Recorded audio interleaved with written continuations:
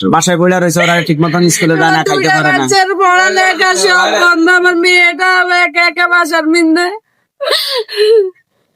উনারা আমারই শুধু ঘুরাইতে আছে, উনারা একটা কিছু করবো তো, উনারাই তো সব করছে, আমার ছেলে হোক আর মেয়ে হোক, উনারা তো এটার সমাধান দিব, কিন্তু তাও তো দিতে আছে না। ঘুরাইতে ঘুরাইতে আজকে 14 দিন করিয়া লাইছে।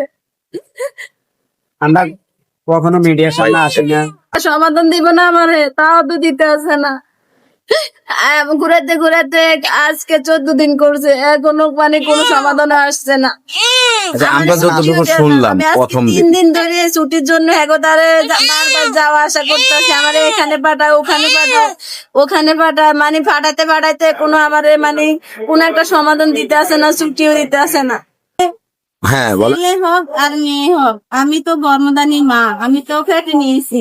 হ্যাঁ আমি এখন আমার মেয়ে হোক আর ছেলে হোক আমি মেনে নিয়েছি। এখন আমার সঠিক প্রমাণ দেয়। আমার সঠিক প্রমাণ দেয়। হ্যাঁ হাসপাতালে করতে আমার এই সঠিক প্রমাণ দেয়। আমার ছেলে হোক আর মেয়ে হোক, আমি ছেলে মেয়ে হলো আমি বাসায় চলে যাবো নিয়ে।